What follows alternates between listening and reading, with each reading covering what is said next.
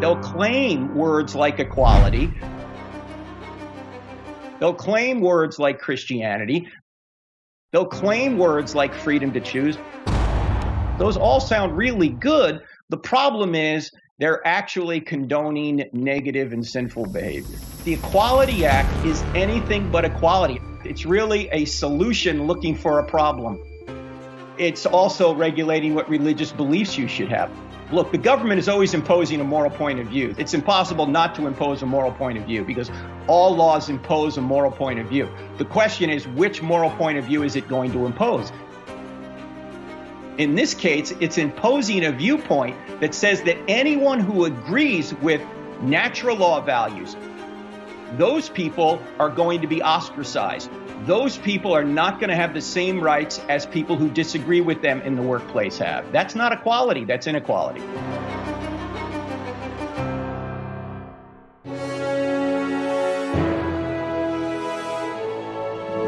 Hey, welcome back, everyone. Now, if we look back over the past 4 years, you might remember that Trump and most conservatives were criticized for their religious beliefs. Christianity was basically labeled by a lot of big news outlets as being an extremist viewpoint. It was even used, for example, to criticize Amy Coney Barrett when she was being nominated as a Supreme Court justice. And now there's a 180 in this narrative. And here to talk to us about why this is Dr. Frank Turek with Summit Ministries. And Dr. Frank, real pleasure having you on. Josh, great being with you. Thanks so much. All right, so tell us what's going on here. You know, again, we saw this criticism of Trump conservatives. You might remember that when Amy Coney Barrett was being nominated as Supreme Court justice, her faith was being used as a point to say that she couldn't be, impartial. They're portraying her as radical. Now it's 180. Biden's being propped up, and they're talking about his religious beliefs and how great it is. What's really going on here? I think what's going on here, Josh, is the left realizes that if it's going to maintain power in 2022, it's got to bring Christians on board to have them vote for the Democrats. And the problem is that, as you know, in the midterm elections, normally the party in power gets slaughtered. They've got to convince Christians now to go to the polls and vote for Democrats. What they're trying to say is, look, Joe Biden's he's Catholic. You ought to trust him. The problem is that Joe Biden really doesn't believe much of what the Catholic Church teaches, particularly on one of the most important issues of all. In fact, in my view, it is the most important issue. There can't be a more important issue than life, because the right to life is the right to all other rights. If you don't have life, you don't have anything. And yet Joe Biden disagrees with the Catholic Church and disagrees with Scripture and, of course, disagrees with natural law on the fact that life should be protected. He not only wants to maintain abortion as the law of the land in the country, he wants the government to fund it. So he is very much extreme, and that's why they're trying to get people to say, well, Joe Biden, he's a good Catholic. Why don't you just trust him? I saw some news articles, though, on the left, mainstream media, and they're saying that abortion now is something supported by the Bible. Have you seen these articles, and what's your take on this? Yeah, they use obscure passages in the Old Testament, like Numbers 5 or something, which has absolutely nothing to do with abortion. It is true, Josh, to a certain extent. The Bible doesn't explicitly talk about abortion for two reasons. Number one, it was unthinkable to the Hebrews. The Hebrews considered children to be a blessing from God. And number two, it's covered by thou shalt not murder. So you don't need another command to not kill children in the womb. It was already covered by thou shalt not murder. So it's really a stretch to try and have the Bible show that abortion's okay, because according to the Bible, it's not. Actually, you mentioned thou shalt not murder. I know it's translated a lot of times as thou shalt not kill, but I've heard different scholars mention that in the real translation, it's actually closer to thou shalt not murder. Can you explain the difference in this? Yes, because killing is sometimes justified. For example, in self-defense, it's justified, or in a just war, it's justified, or in capital punishment, it's justified. By the Scripture, it says that God gave the power to government to use the sword to protect innocent people from evil, and that includes capital punishment. In fact, when Pilate said to Jesus, don't you know I have the authority to kill you? And Jesus said, you do, but you get that power from above. So there are instances where killing is justified, but there's no instance where murder is justified. And obviously, the taking of an innocent human being in the womb is not justified. It's murder. Now, one thing you mentioned is that Biden doesn't really practice Christianity, Catholicism, as most Catholics and Christians would interpret it. What's the basis for this? Well, I mean, he goes to church, but, you can go to church and not really believe or do what the church wants you to do. And Jesus famously said that there's going to be people who say, "Oh, we knew you, Lord." And he's going to say, "Well, but I never knew you because you're not following. You're not doing what I commanded you to do." Now, Christians believe we're saved by faith or saved by grace through faith, but we should do good works as a result of our faith. And if somebody at the very top of the food chain here in America is saying that it's okay to kill your children in the womb and it's okay to have the government pay for it, I submit to you that person is not following the Christian worldview. He's not following the Catholic worldview. He's not following the scriptures, and he's not following natural law. Now, the other big part of this is the politicizing of religion, because that was the big criticism you had from a lot of the mainstream news outlets, a lot of political pundits and so on, was that Trump was politicizing religion and so on because people were talking about his faith. Mm-hmm. And really, go back, there were a lot of attacks on him based on that. Now the tables have turned, and they are the ones politicizing it. How is this whole thing working? What's the shift in narrative that they're using to justify this? Have you seen? Well, the shift in narrative is that Biden doesn't actually implement what the church teaches. And he doesn't, by the way, Josh, as you know, he doesn't need to implement some sort of religious point of view. It's not just a religious point of view, thou shalt not murder. He's not trying to legislate religion. He's trying to legislate morality, and all laws try and legislate morality.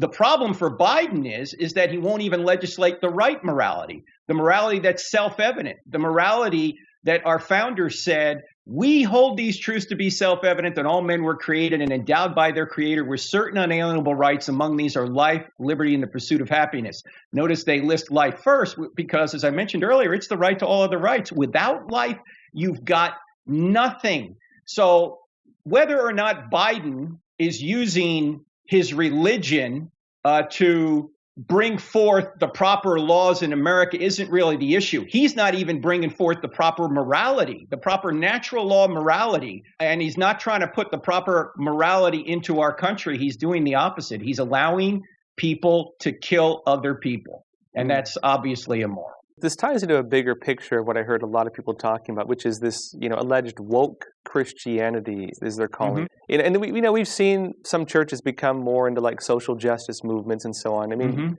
some people would say this is a good thing. What would you say on this? What is woke Christianity? Well, woke Christianity is the idea that we have to have equal outcomes, not equal opportunities. And the Bible does not even agree with equal outcomes. In fact, believe it or not, you're not going to have equal outcomes in heaven. Jesus said for the people, he gave those talents, the parable of the talents, he gives 5, 3, and 1. And the first two, the people that have 5 and 3, they actually invest their talents. The one that had 1 talent, he hides it, he buries it.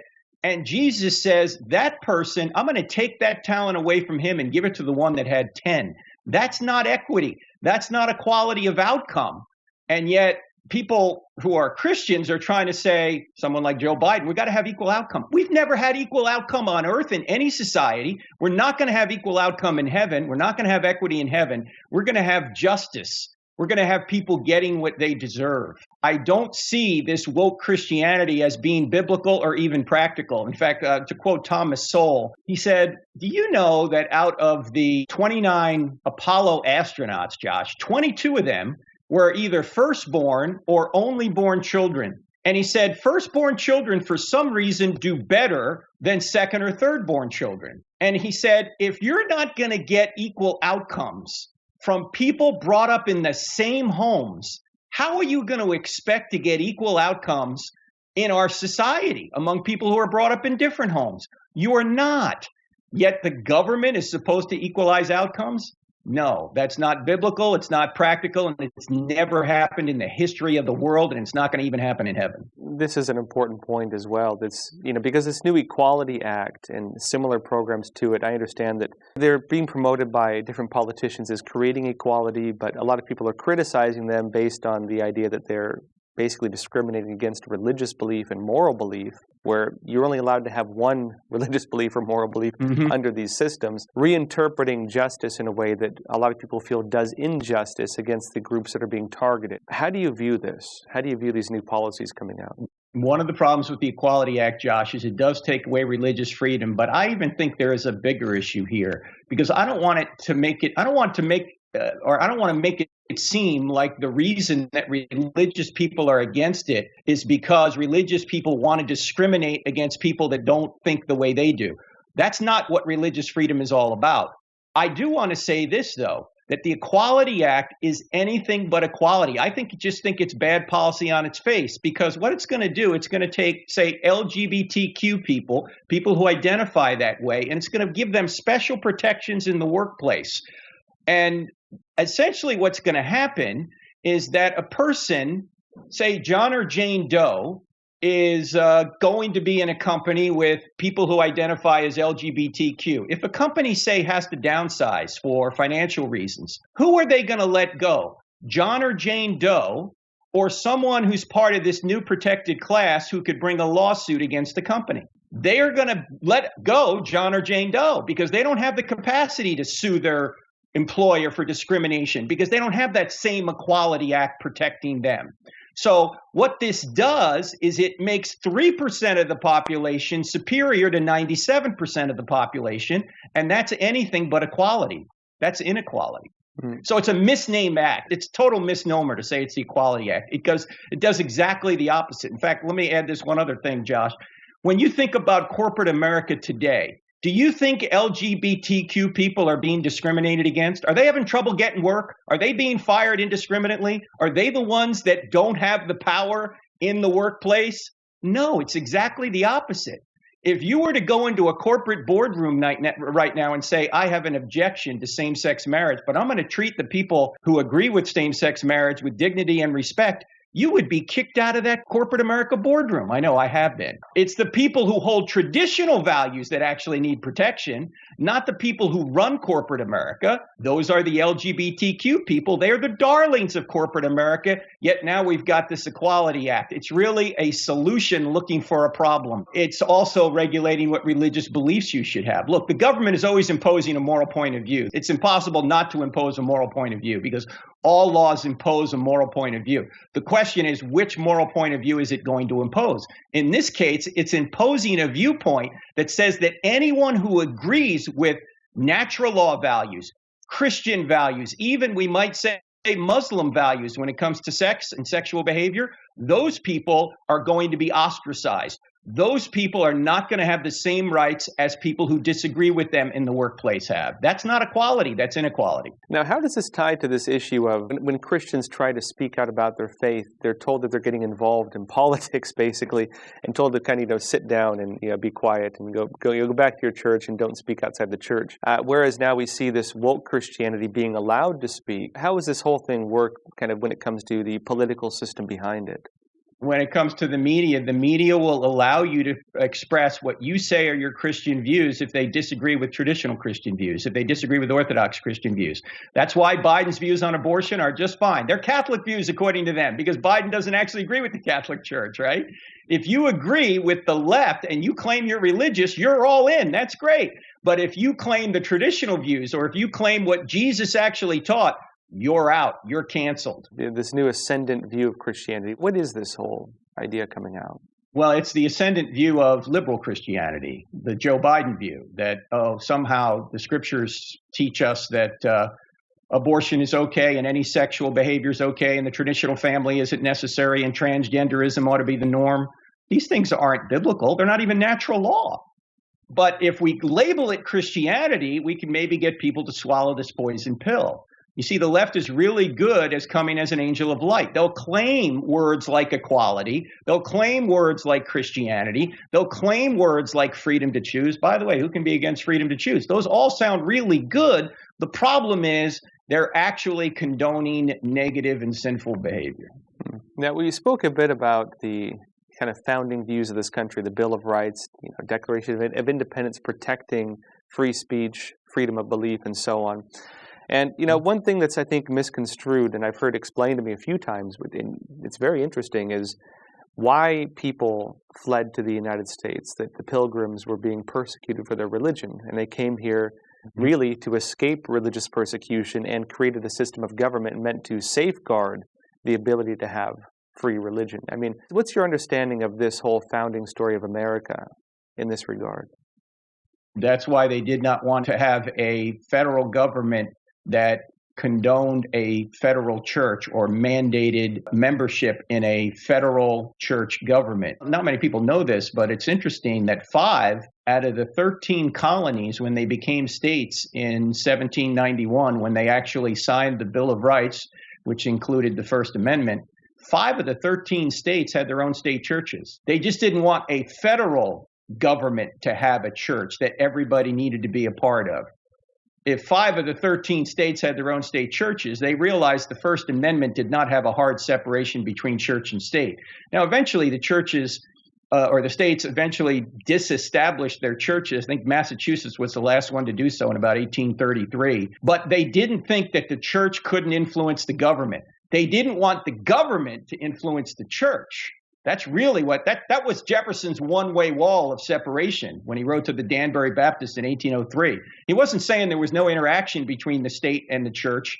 He wanted the church to influence the state. He didn't want the state to influence the church. Isn't it interesting, Josh, with all these COVID lockdowns, the state has almost taken draconian methods to stop the church. In fact, I saw you had an interview recently with that Korean pastor out there in California. I think he was maybe in Pasadena, if I'm not mistaken. He came out of North Korea. Cheon, yes. Yeah, yeah, that was a fascinating interview. Here's this guy who comes from North Korea. His father was actually a pastor in prison in North Korea, if I remember the interview correctly. And he comes to America, and he starts a church here in California. And now you've got Governor Newsom and other officials in California threatening to lock him up if he holds a church service and to fine every one of his members $1,000 for every time they come to church. Well, that's nothing that Jefferson ever would have condoned. It's nothing any of the founding fathers would have condoned. We have freedom of religion in this country. No governor has the authority to shut down a church service, and yet that's what we're seeing here in America. Now, you mentioned something important, which was Jefferson's letter, and just for our audience, it's important to note, there's nothing really written in, say, traditional American law that forbids separation of church and state. The interpretation of that was taken from a letter written by Thomas Jefferson, and that was basically, long story short, there was nothing in the U.S. Constitution about this. Actually, it's in Soviet Constitution, which was adopted much later into the kind of interpretation in American law, post, really not that long ago.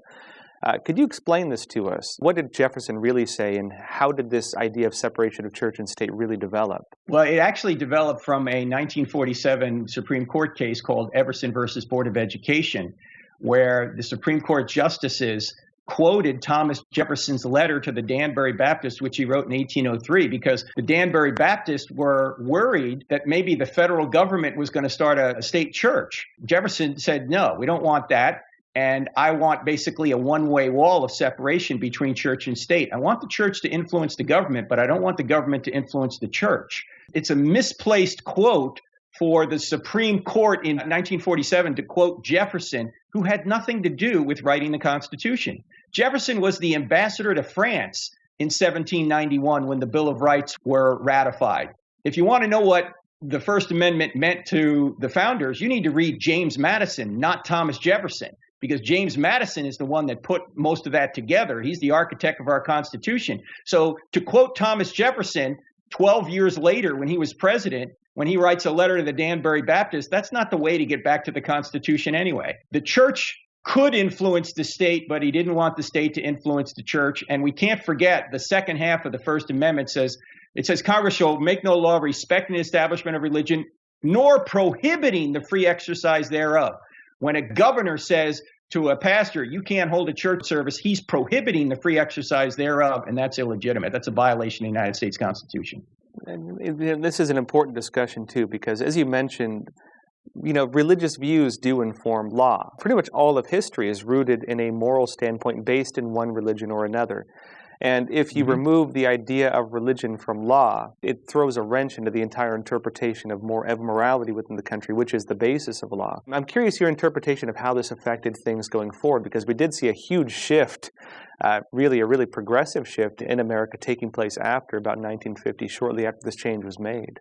Yes, the problem is that we are pulling out the foundation of morality when we remove God from our government.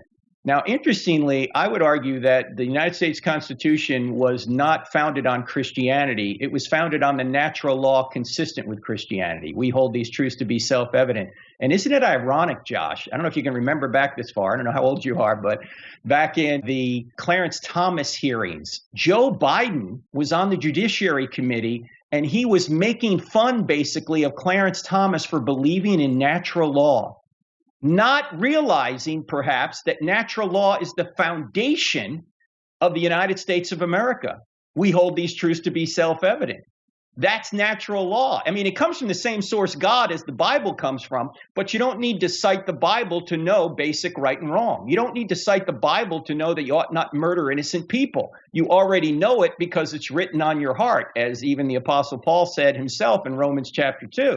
So we already know right from wrong on the basic issues from natural law, and that's the foundation of our country, and that's why Jefferson and Madison and the other founding fathers did not want to have a national religion, but they knew that we needed to base this government on theism and allow religious freedom, but also have the foundational values that we get from having God, from believing in God. Without God, there are no rights, there are no wrongs, everything's a matter of opinion, and they knew that. As you mentioned, too, that we've seen this shift in different countries. The biggest example being communist regimes that are atheist by nature, and where when you remove the idea of God or religion or belief or natural law from the equation, right or wrong basically becomes determined by government action.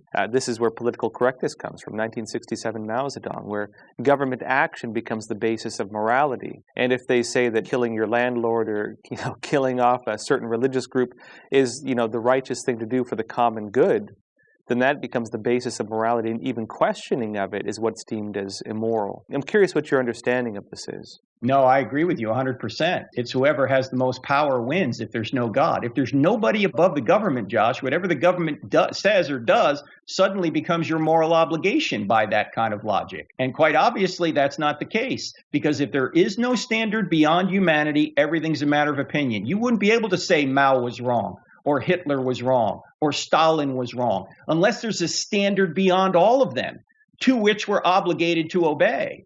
And so God is the ground of morality. Without him, there are no rights and there are no wrongs. And of course, in our hearts, we know there are real rights and there are real wrongs. So we should reason back to the fact that God does exist. And if our government does wrong, we ought to protest against it and try and vote for what's right. Now, when it comes to a lot of people who are on, I say, either side of the spectrum with this, I think there are different layers of concerns. I think people on the left point to the Catholic Church and the Inquisition. They say, this is what happens when, a moral authority is able to basically persecute people for going against the interpretations of behavior. Basic behavior. And of course, a lot of people on the other side point to, of course, as we just mentioned, atheist regimes under communism, where they say morality becomes basically whatever the government says it is, and you often see massive atrocities. The most murderous regimes in human history took place under communism. Yes.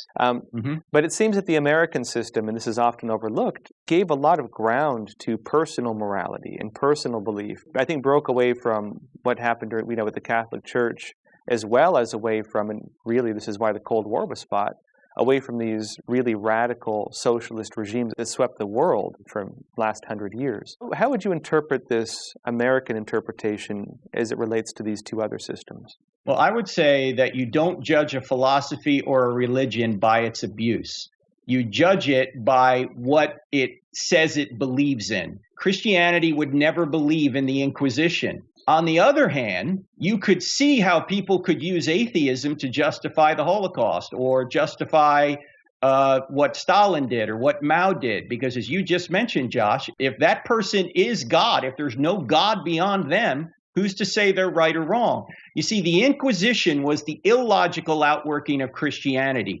Genocide could be considered the logical outworking of atheism because there is no moral constraint outside the system. I don't judge Christianity by the Inquisition. Christ never would have condoned the Inquisition. But if there's nobody beyond us, if there's no God, if there is no standard of righteousness or justice beyond us, then whatever the person in power does can't be considered right or wrong. It just is what it is. And I think this ties back to what we were discussing earlier. The understanding the quality, the value of human life and appreciating the value of human life. Whereas if we understand collectivist system, it's the value of the common good, which sometimes requires the killing of a human life as they interpret it, like abortion, as you mentioned, and like genocides, like we saw under communist and socialist systems, where destroying one part of society was basically justified under the narrative of the common good. When you deal with collective politics, common good, versus systems of traditional morality, which looked at protecting the individual rights, the individual and protecting their own rights and their own, say, unique traits was the focus, rather than public interest and common good. I'm curious what your thoughts are about this dynamic of common good versus, let's say, individual rights. Well, I think the reason we see that is because on atheism, the individual dies, the state is eternal. In Christianity, it's the opposite. The individual is eternal and the state dies. The state is going to go away because at one point the universe is going to end. So what's eternal are human beings, not the state in Christianity. In atheism, in Marxism, in communism, the state is eternal. So if we have to kill some of these individuals in order to keep the state moving forward, that's what we will do. That's the main problem right there. The state is everything. And we know that that's not really true. That's not really the case. In fact, my friend Rod Dreher has written a book called Live Not by Lies. I don't know if you've heard of that book, but Rod Dreher interviewed Soviet dissidents who have since come to America. And he realized that these dissidents were saying all that totalitarianism that was going on over in the Soviet Union, we're seeing it coming here in America. And we need to wake the American people up because it's coming here. Now, it's not coming as much from government. It's more coming from culture and corporate America, that this totalitarianism, you don't see it our way, we're going to crush you, we're going to cancel you. That's coming here. And so we ought not live by lies. And that quote, by the way, comes from Alexander Solzhenitsyn, who, when he left Russia, he was kicked out of Russia for being a dissident in 1974. He told his citizens, stop living by lies. The communists are trying to get you to live by lies. Don't do it. We're seeing it here in America, Josh. We're being told there are no genders. We're supposed to live by lies. We're being told that an unborn child in the womb is not a human being. That's a lie. We're told to live by lies. We're being told that any sexual behavior is just as good as any other. That's a lie, and we all know it. We're told to live by lies. We can't live by lies anymore. We have to stand up for the truth. That's why I'm thankful for your program. Thank you. Now, you mentioned something interesting, too. You said corporate America is the real force pushing this. And I mean, this is ironic because I think a lot of people, like even democratic socialists, tend to oppose big business, although we do see it's mostly big corporations and big business working with politicians to push these same policies under the narrative that somehow it's challenging their power. And I think a lot of people have trouble putting two and two together on why that is. You know, why are these big corporations pushing this?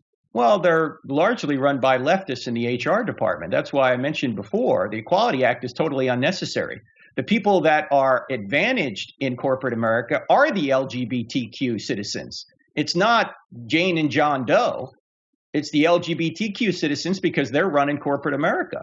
I mean, we just saw last week, Coca-Cola came out talking about the race issue. Be less white. What does that mean? Be less white? How could you be any more racist than that? Imagine if they said be less black. What is that supposed to mean? I mean, it's just, you don't end racism with more racism. But that's what they're trying to do. So we're being asked to live by lies, Josh. Unless people stand up and say, no, we're not going to do this anymore, it's just going to continue. You were mentioning Solzhenitsyn, and actually a quote he had really kind of stood out to me, which is he said something interesting. He says during the early days of the revolution in Russia, when he talked to older people on why this happened, they said it's because we forgot God. That's why this happened. Yes. And he said that after seeing everything, after studying books, after going through everything, if someone were to ask him why this happened, he said it could be summed up in one statement. He said, we forgot God, that's why this happened. What's your understanding of that? It seems to be the trajectory right now of this country as well. I think if you combine what Solzhenitsyn said, we've forgotten God, and you take Lord Acton's dictum, which said absolute power tends to corrupt absolutely, you see the problem. Because when people get the God complex, that they are the ones that get to make the rules, they get to make right and wrong, then you get the kind of damage that we see to our society. You get people who are ostracized. You get people who are killed unjustly. You get people who are canceled unjustly. I mean, think about this, Josh. You know how long the church has been viewed negatively because of heresy trials, these kinds of things. Of course, that's justifiable criticism there. But the left will cancel you without a trial. They don't even care what you do. What they care about is what you say. You could have been Mother Teresa for your entire life.